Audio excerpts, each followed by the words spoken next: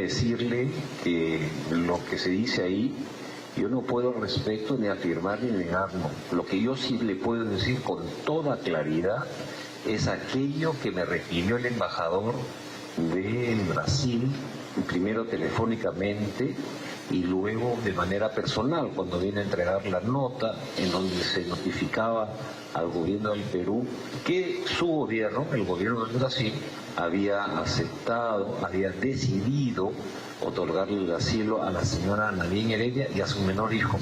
Y lo que me dijo de aquello que ahora está en la prensa, yo también lo he leído, ¿no?, acerca de su hermano Ilan, creo que se llama Ilan, fue cero. No me dijo absolutamente nada de si entró, no entró, si le esperó afuera, no me dijo absolutamente nada. Eso no fue motivo de ninguna conversación o referencia. Bueno, el canciller dice que no sabe nada, que el representante de la diplomacia de Brasil aquí en el Perú ni se lo mencionó, que él ni preguntó, que no sabe absolutamente nada. La claridad que tenemos, por lo menos hasta este momento, es que el señor Ilan Heredia, al igual que su hermana, está evadiendo a la justicia, ¿no? Pocas claridades al respecto y pocas claridades es que el gobierno lo está buscando. Bueno, ¿Qué piensa? Se supone que lo esté buscando, ¿no? Pero si lo está buscando como busca Cerrón, no lo va a encontrar. Difícil, ¿no? Ahora, yo creo que no está en la Embajada de Brasil, porque no creo que la Embajada de Brasil se preste a esconder, porque eso es esconder a una persona en su local, porque de la otra manera debería comunicarlo al gobierno y decirle que está dentro y ahí hay dos posibilidades. O lo entrega a la embajada o en todo caso la embajada le da asilo para no entregarlo. Pero lo que no puede hacer ningún gobierno, y menos el de Brasil, porque además lo saben ellos perfectamente bien, porque son auspiciadores o promotores desde hace largas décadas de los asilos, lo que no pueden hacer ellos es esconder a una persona sin que lo sepa el gobierno con el cual están acreditados y por supuesto tampoco su propio gobierno no lo aceptaría. Así que yo creo que la cosa es clarísima. ¿Tú qué piensas, Maite, al respecto? Sí, bueno, interesante lo que comentas, pero obviamente también para el Brasil esta es una situación complicada, ¿no?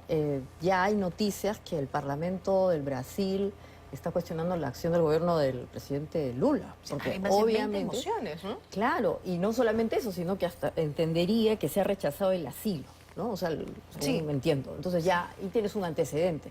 Con ese antecedente sería un poco extraño, y ahí coincido, que esta persona, el señor Ilan Heredia, busque el mismo camino de la señora Nadine, ¿no? O sea, porque claro, si ya le está generando un problema al gobierno brasileño con una persona que estaba mucho más implicada, él que en verdad no tiene un rol todavía muy, digamos, clave en esta historia, si bien es cierto fue el tesorero de esta organización política, no tiene pues el peso específico, entonces el que puede lo más no puede lo menos, o sea, obviamente, ¿no?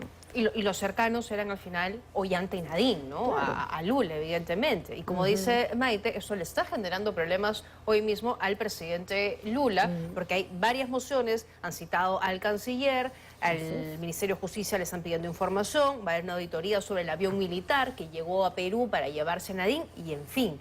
Les pido que me esperen un instante, porque voy a enlazar también a esta noche al abogado constitucionalista Adrián Simons, porque hay otro tema al que también les pido que estén atentos para poder comentarlo, respecto a la suspensión temporal del peaje de Conchán, el cobro del peaje de Conchán. Y aquí hay algunas precisiones que queremos hacer, por eso que hemos convocado esta noche al doctor Simons. Gracias por atendernos. Bienvenido a 2025. Buenas noches, muchas gracias por la invitación. Doctor Simons, explíquenos, ¿esta es una decisión que toma el Poder Judicial de carácter permanente o temporal? Si es lo segundo, ¿por cuánto tiempo? Es lo que la gente hoy le interesa también saber. Esta es una decisión de carácter indeterminado porque la condiciona a dos supuestos: a que se cree una ruta alterna o que la justicia penal emita un pronunciamiento judicial definitivo que determine si los contratos son válidos o inválidos, es decir, si son nulos o no. ¿Y en qué basa la decisión del Poder Judicial? ¿Tiene que ver el origen del contrato? El tema es bien complicado y delicado al mismo tiempo. Le doy mi visión personal. He leído la decisión del juzgado y lo que está haciendo en la práctica es suspender la eficacia del contrato de concesión. Eso es lo que está haciendo. Pero ¿quién lo hace? No lo hace un tribunal arbitral, sino lo está haciendo un juez penal. Ajá. Y el tema que nos vamos a preguntar es si un juez penal puede suspender la eficacia de un contrato. Acá entra en conflicto el artículo 62 de la Constitución, que establece claramente que los conflictos derivados de una relación contractual solo se solucionan vía arbitraje o en vía judicial según los mecanismos pactados en el contrato. Y en este caso concreto, el contrato de concesión ha fijado como un mecanismo de solución de controversias única y exclusivamente el arbitraje. Es decir, los árbitros internacionales son los únicos que tienen la competencia para determinar si el contrato es nulo o no es nulo. Y aquí lo que ha ocurrido es que un juez penal ha intervenido, ha suspendido la eficacia de un contrato y ha condicionado la activación del contrato a que la justicia penal se pronuncie sobre la validez o invalidez del mismo. Lo cual, en mi opinión, es un choque directo con el artículo 62 que acabo de revisar. Y eso en la práctica, ¿cómo se va a traducir? ¿Podría traer algún tipo de sanción, digamos? Porque Rutas de Lima, por ejemplo, dice que esta es una resolución arbitraria y que vulnera el marco normativo peruano. Entonces, se entiende que la empresa tomaría algunas acciones legales. ¿Qué podría ocurrir? Sí, una vez más se crea, con este acto irresponsable, en mi opinión, se crea un riesgo para nuestro país, para un nuevo arbitraje de inversión en contra del Perú, por la suspensión arbitraria y por una autoridad incompetente respecto de la vigencia y eficacia del contrato de concesión. El tribunal arbitral es el que tiene la competencia para determinar si el contrato es nulo o no es nulo, y así lo han pactado las partes y tiene esa protección del artículo 62 de la Constitución. Lo que ocurre es que le estamos tratando de sacar la vuelta a esta norma constitucional y al contrato suscrito al amparo de esta norma para evitar que los árbitros internacionales puedan pronunciarse sobre el tema. Pero no lo van a evitar. Exacto. Lo que van a ocasionar, ¿sabe qué es? Un mayor daño. Y van a incrementar la cuantía de los daños que nos van a reclamar al Perú, que van a terminar pagando no las autoridades, sino todos los peruanos Estado, que tributamos. De acuerdo. Con nuestros impuestos. Muy bien. Al final, claro, todos los peruanos. Doctor Simos, le agradezco esta comunicación. Gracias por atendernos esta noche.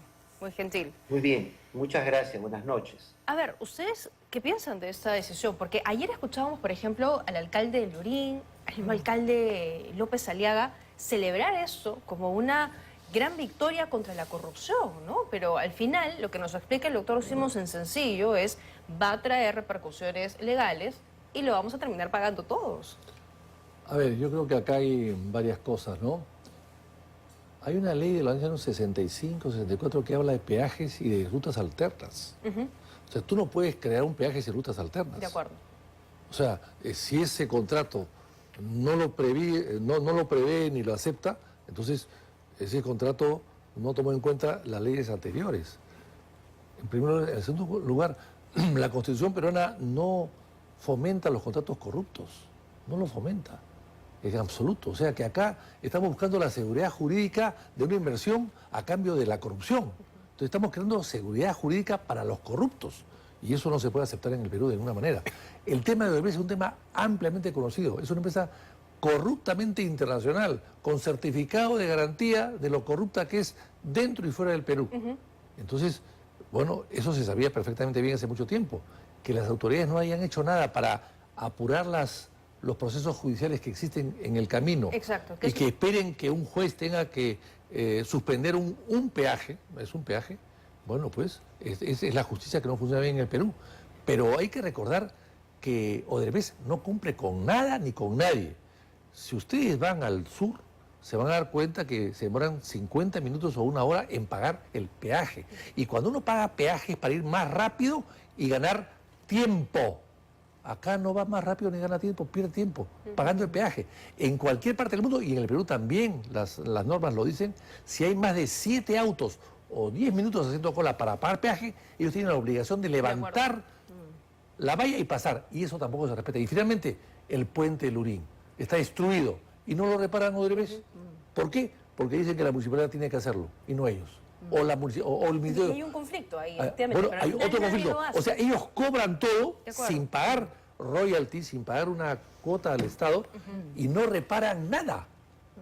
O sea, qué bonita vida, qué bonita vida. Maite. Sí, bueno, coincido, hay elementos ahí que, digamos, desde el punto de vista de la opinión pública, pareciese que estamos ante una situación de Robin Hood, ¿no es cierto? Los alcaldes, el propio alcalde de Lima, les hemos ganado a estos malos que justamente no han cumplido con lo que deberían hacer, según lo que estaba comentando el señor de la UNE. Pero acá hay un punto que el constitucionalista mencionó y a mí particularmente sí me preocupa. Y es que, en efecto, esta es una relación contractual que se ha establecido, se maneja por las partes a través de un arbitraje. Nos guste o no nos guste. Y eso también es parte de la institucionalidad que tenemos en el país. No puede ser posible que cuando no me favorece la situación o no está vinculada a lo que yo quiero, la desconozco. Porque el mensaje finalmente es, no importa quién sea la persona, no importa que sea una autoridad como puede ser un alcalde, etcétera. Si no está a su favor finalmente la resolución que se da, desconozco al fuero de los árbitros.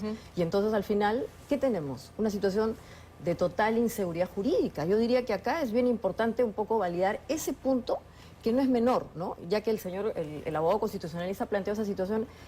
Aquí hay que pensar además cuál es el tema penal que obviamente justifica que obviamente haya empezado este asunto, se haya desviado de una causa civil y se vaya a un tema penal, porque recordemos, los procesos penales tienen una lógica totalmente distinta a los civiles, incluso pueden llevar justamente al hecho de que la persona pierda la libertad y otro tipo de sanciones que son mucho más lesivas. Entonces aquí, ¿cómo es que de pronto aparece esta situación? Como digo, así a ojo de buen cubero, pareciese que los buenos han ganado, los Robin Hood, pero al fondo de esta situación hay que ver la perspectiva. ¿Estamos respetando o no la institucionalidad?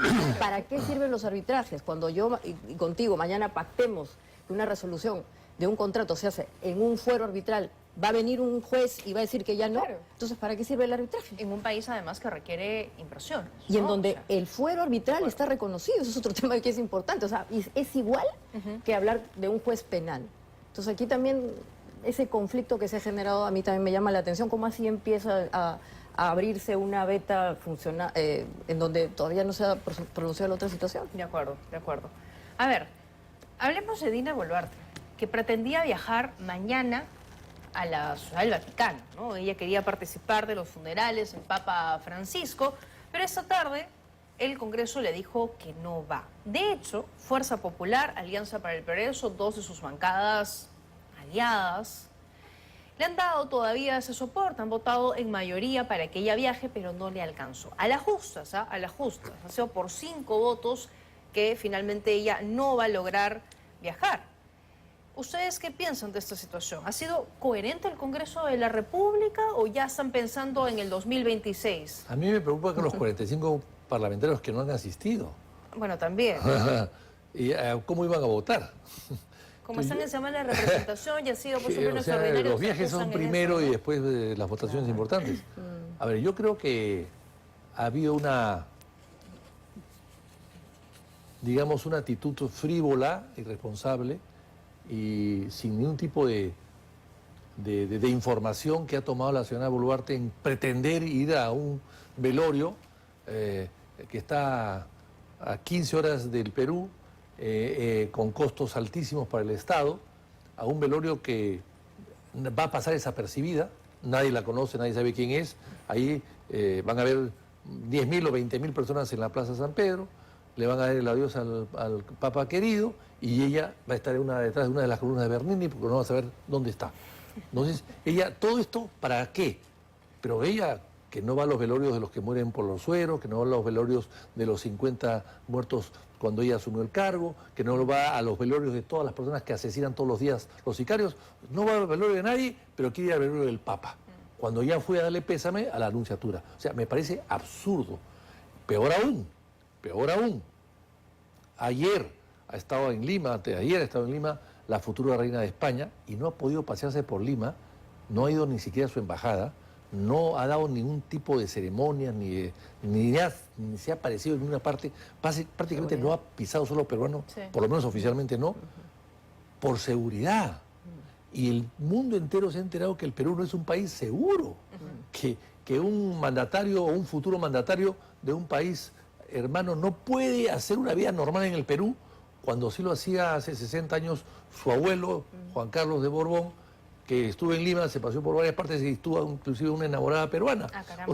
O sea, y después de 60 años la nieta no puede pisar el Callao. De acuerdo. Entonces, yo creo Es que muy eso fuerte. es muy fuerte. Y la señora, en esas circunstancias, con esa noticia inmensa que el Perú no es un país seguro, es un país totalmente inseguro, quiera ausentarse del país y viajar a Italia, a un papa que la recibió con cara de defunción cuando pasó por Roma. O sea, me parece Es cierto, que es es una cierto. señora frívola e inconsciente. Una frivolidad más de Dina Boluarte. Maite, ¿tú qué piensas? ¿Qué pasó con el Ejecutivo? ¿No tiene nadie que la asesore? ¿La presidenta o no escucha? ¿Se equivocó? ¿No midió? ¿Pensó que tenía los votos en el Congreso? No, además que ya había definido que iba a ir una delegación, ¿no? Iban a ir algunos representantes del gobierno para obviamente cumplir, bueno, dicho sea paso, hay una buena embajada en el Vaticano que podría tranquilamente representar al país en un hecho luctuoso, triste, pero como bien ha indicado aquí el contertulio, hay prioridades, pues, ¿no? Hay prioridades y finalmente parece que esta vez el Congreso sí ha podido poner en la balanza lo que es importante, ¿no? Yo creo que si hubiera ido una delegación como inicialmente se había planteado, hubiéramos quedado muy bien y además hacia las 5 de la tarde aparece este pedido. Ahí ya tú puedes leer justamente el interés de ir cuando ya habías tomado una medida que era la más razonable. De ¿no? acuerdo. Yo diría que no es solamente un tema de frivolidad, sino un interés, realmente un desfase con el clamor de la gente, ¿no? El tema de la seguridad es una situación que no podemos tapar con un dedo. El asunto de la princesa es relevante, obviamente. Sin O sea, duda, todo el mundo... sin duda. Ella tenía una agenda, finalmente vinieron, han revisado las situaciones de seguridad que hay y decidieron que no iba a tener ningún tipo de visita protocolar, que han tenido que ir a visitarla a ella, como fue el caso de la familia Vargas Llosa. Entonces, en verdad, es una situación que ya no podemos, obviamente, soslayar. Y como bien dices tú, probablemente a la presidenta Boluarte le está fallando un sentido de realidad urgente con lo que la gente justamente siente, ¿no? Y es, ¿qué vamos a hacer con la seguridad?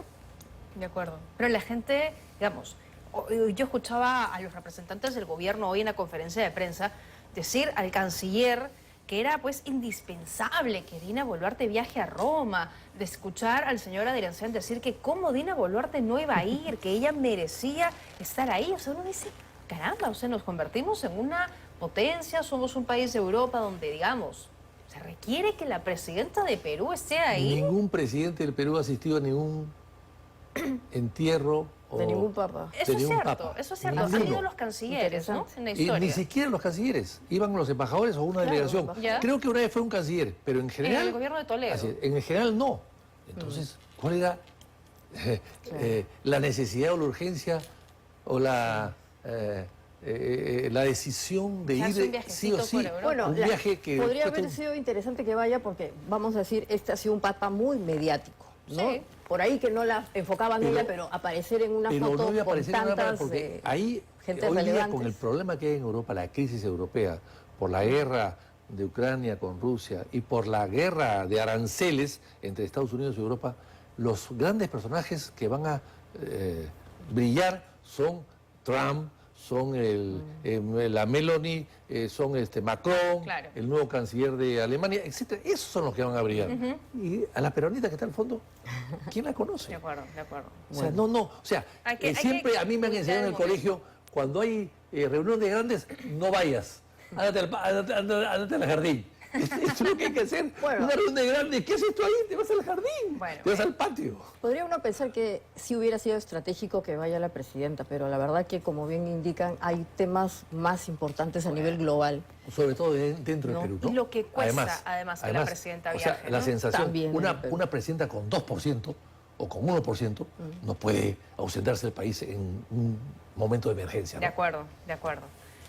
A ver, dejemos a Dina Boluarte, hablemos de Martín Vizcarra. Tiene una nueva denuncia constitucional en su contra.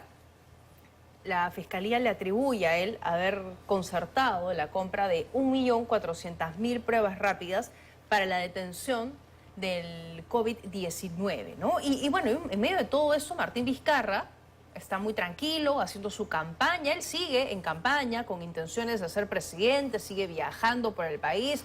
No le interesa que tengan inhabilitaciones, no. Él dice que de todas maneras esto va a ser zanjado en los fueros correspondientes internacionales, por supuesto, y que finalmente él saldrá bien librado de todo esto y volverá a ser presidente del país. Presuntamente, en la época de la pandemia, haber concertado con empresas para la adquisición de 1.400.000 pruebas rápidas para detectar el COVID-19. Hubo una reunión en el MEF donde estuvo la ministra de Economía, de Salud, con las empresas aparentemente, y al día siguiente sale un decreto de urgencia que autoriza a las empresas la compra rápida, ¿no? Estábamos en estado de emergencia.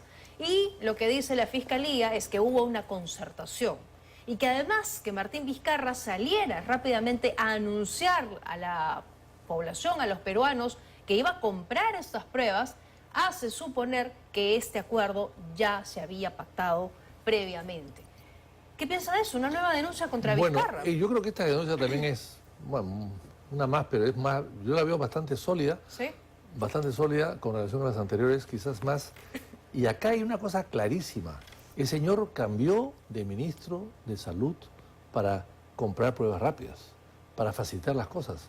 Esto es una... Y la señora Alba, según dicen, llamaba a una serie de proveedores y los juntaba para comprar las pruebas rápidas, desechando lo de Pfizer, que ya había un trato que venía de atrás. Entonces, todo eso lo que ha hecho es elegir a dedo a esta compañía china que trajo estas pruebas, sabiendo inclusive con informes médicos que decían que esa prueba no era fiable, que no era la mejor. Entonces, con todos estos antecedentes y él que se mete directamente en la compra, pues hace pensar lógicamente que había un interés económico de por medio. Entonces, no creo... Y bueno, y estas pruebas rápidas han causado muchas muertes. También el tema del oxígeno hay que tomarlo en cuenta. Había solamente 2 empresas de oxígenos debido a una norma que dio, es cierto, el señor Ugarte en el pasado, pero que también fue ministro del señor Vizcarra, creo, ¿sí?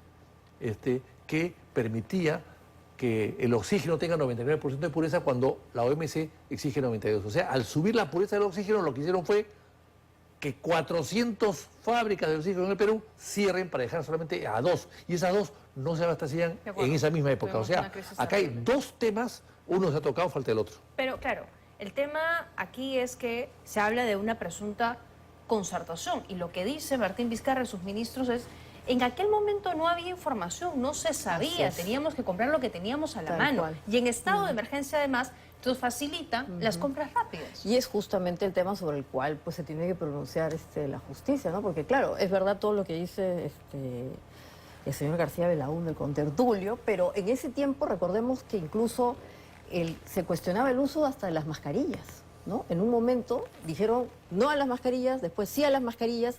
Era una situación tan excepcional en donde muchas de estas decisiones, lamentablemente, y no con eso lo estoy defendiendo el señor Vizcarra, pero era complejo, ¿no? Entonces, justamente, como no es un tema blanco y negro, es verdad que se generó un daño irreversible, pero había una situación de incertidumbre tal que en verdad probablemente había que tomar decisiones que hoy día, como digo, se están cuestionando y que se tienen que, de alguna manera, evaluar con el tiempo ya transcurrido, ¿no? Lo que sí es cierto, además, y lo conversamos antes, es que el señor Vizcarra, pues, sin querer queriendo, con todas estas acusaciones, se termina ensalzando, ¿no? Entonces sus enemigos... ¿Que eso lo beneficia? Yo creo que sí, sus enemigos no se dan cuenta, pero lo termina de ensalzar como el enemigo público, y yo creo que él aprovecha eso también para victimizarse, porque hoy día, ¿quién es el enemigo público nacional del Perú?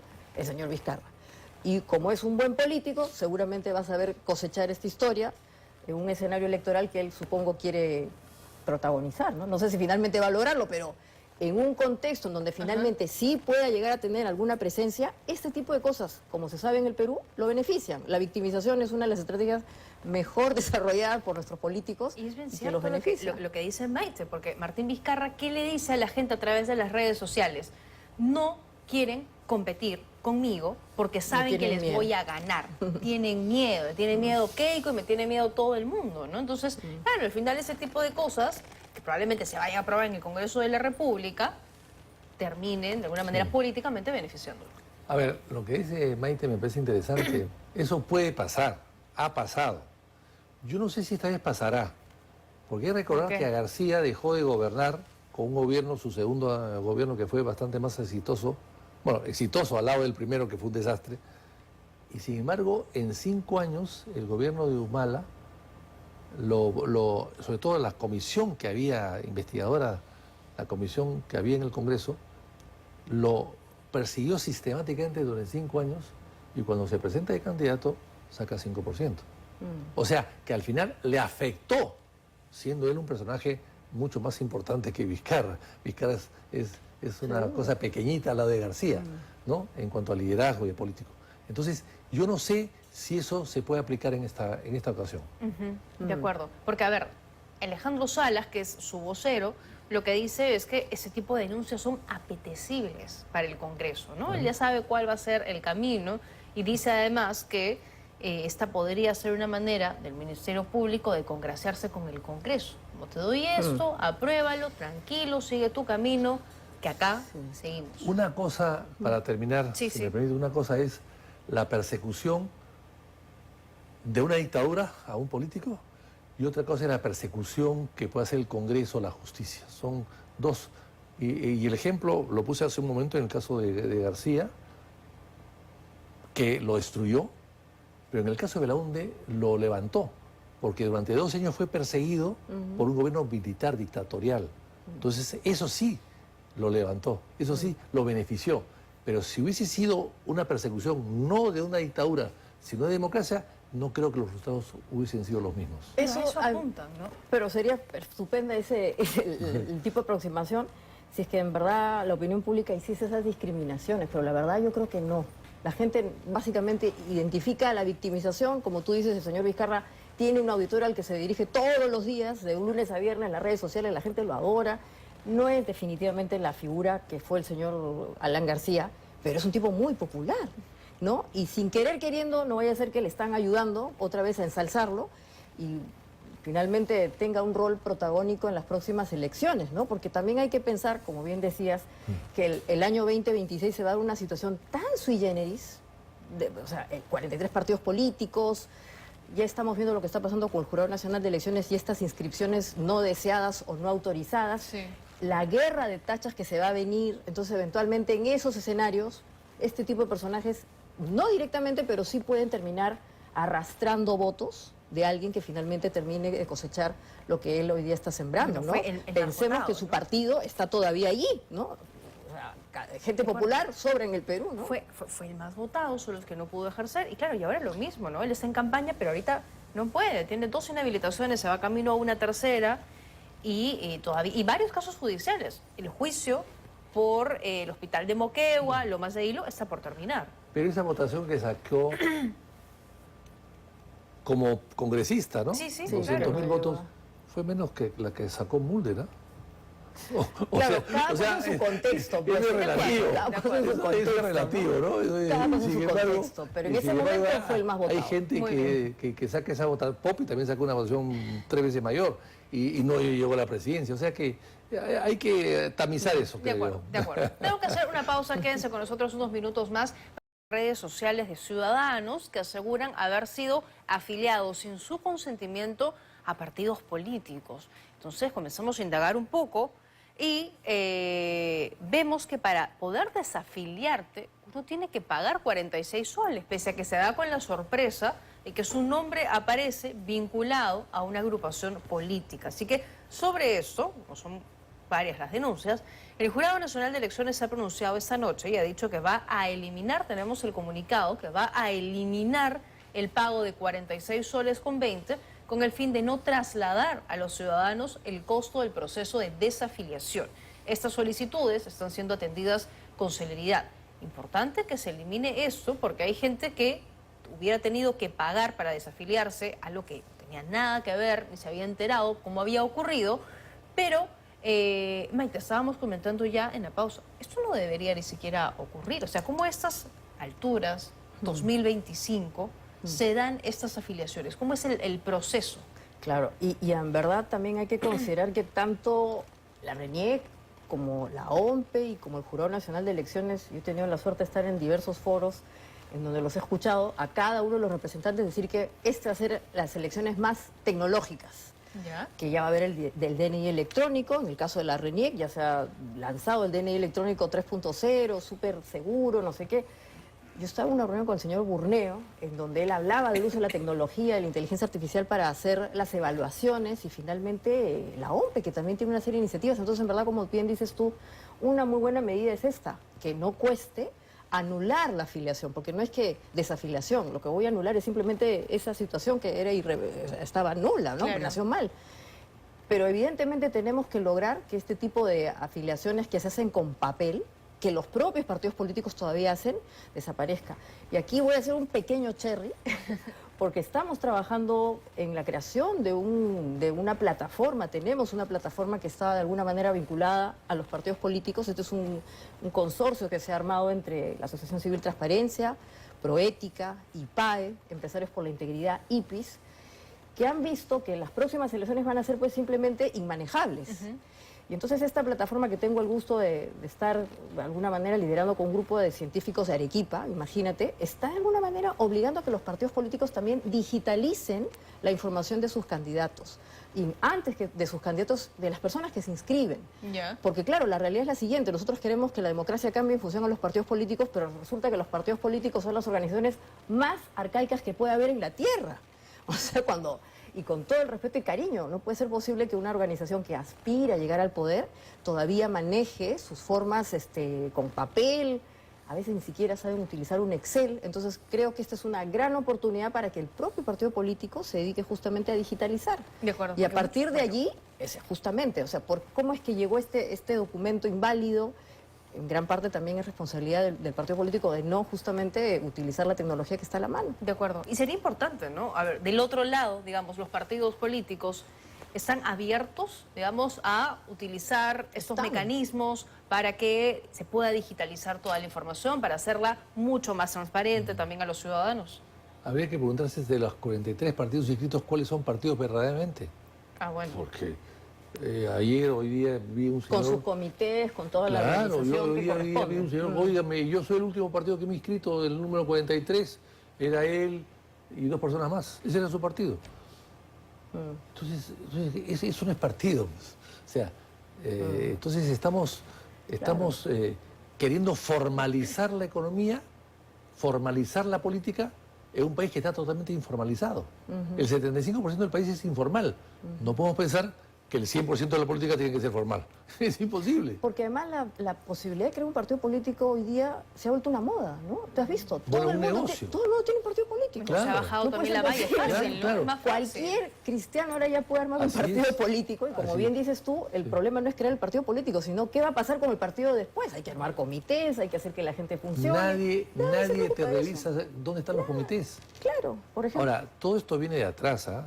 Hay que recordar que la Constitución de Fujimori eliminó el Jurado Nacional de Elecciones como cabeza visible del sistema electoral. Entonces sacó el jurado, lo dejó para eso, como juez electoral, y sacó la RENIEC afuera y sacó la OMPE. Creo. Así es. Entonces, bueno, la OMPE estaba dentro del jurado y la RENIEC estaban dentro del jurado, pero sacó una cabeza, la convirtió en 3 y creó de alguna manera el caos. ¿Por qué lo hizo el fujimorismo? ¿Porque cree en la democracia? ¿Creía en la democracia en ese momento? ¿Quería Fujimori irse a su casa o quedarse en el gobierno 20 años? No, fue una intención política Sí, de dividir para reinar, de dividir todo para quedarse y creando también la unicameralidad. Entonces, todas esas cosas hay que revisarlas y reformarlas después, porque tal como están las cosas, estas son las consecuencias que hay 43 partidos y va a ser un caos las próximas elecciones. De acuerdo. Pero, Maite. y ahora que se habla tanto de las alianzas, y más que alianzas deberían haber fusiones, yo creo que este es el momento en que nosotros podamos revisar cuál de los partidos políticos, como bien dices tú, además de ser serios, que no solamente sean cáscaras o movimientos electoreros, ofrezcan seguridad. Y hay formas. Una podría ser, por ejemplo, yo sí puedo mostrarle a la ciudadanía que tengo a mi gente chequeada. ¿no? O sea, les he revisado, vamos a decir, ya no tienen, hay gente que no tiene anticuchos y voy a presentar gente que está testeada, escaneada, lo que fuese. Y hay herramientas, he mencionado una. La otra es lo que también mencionas tú, ¿no? Que de alguna manera también de motu propio el partido se quiera modernizar. O sea, la ley no te tiene que obligar a ti. Tú deberías estar dando elementos de organización. Lo de los comités. Pero, ¿Cuánta gente tiene comités? ¿Cuánta gente joven va a entrar por primera vez? O sea, recordemos que las elecciones del 2026 van a tener un caudal de gente menor de 30 años y que va a votar por primera vez, que también está en esos mundos. ¿A esas personas les van a dar oportunidad o no les van a dar oportunidad? Esos son también elementos para discriminar entre un partido y un movimiento. Tengo que ir a una pausa, sí. No quiero cortarle la idea, así que guárdela, regresamos en unos minutos. Quédense con nosotros, aquí estos 2020. No, lo que sí es que Acción Popular tiene, por ejemplo, 280.000 inscritos. Y los partidos que se están inscribiendo ahorita, los últimos que han salido, tienen pues 20.000, 17.000, 27.000, y algunos falsificados o contra su voluntad.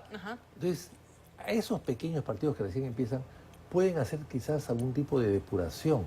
Claro. Pero depurar a 285.000 personas es muy complicado. Es muy complicado. Necesitas una gran organización, o necesitas equipos, expertos, técnicos. Es muy complicado. Entonces, para eso está la OMPE, para que la OMPE pueda ayudarte en esa tarea y empezar a desglosar, ¿no? Pero solamente si me permites allí, es fácil. Es verdad que sí es fácil porque hoy día hay tecnología. El problema es lo que has mencionado, que no haya organización, ¿no? Porque claro, hay formas de pedirle a un partido político que, por ejemplo, te facilite acceder a los datos de las personas. Hay instrumentos tecnológicos. He mencionado a esta iniciativa que se llama RTC, que está tratando de hacer que los partidos políticos hagan su tarea. Es verdad que es más complicado cuando no hay estructura, pero cuando sí hay estructura, y de esos 43, creo que por lo menos 25 tienen estructura, se puede hacer, pero con esos tenemos más que suficiente, ¿no? ¿Para qué queremos más partidos? Esto debería ser una situación media darwiniana, ¿no?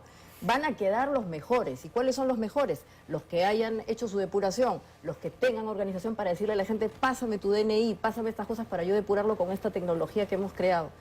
Y eso es una buena señal para decir, a ese partido hay que mirarlo. Si voy a ser votante, a ese partido lo debería mirar y no a los otros, porque en verdad definitivamente no me dan garantía. Estamos partiendo de que la gente, digamos, ejerza su ciudadanía y se comience a informar e interesar. Pero con 43 partidos, esto de verdad que produce bastante pesimismo, ¿no? Son 43 y van a haber más de 10.000 candidatos.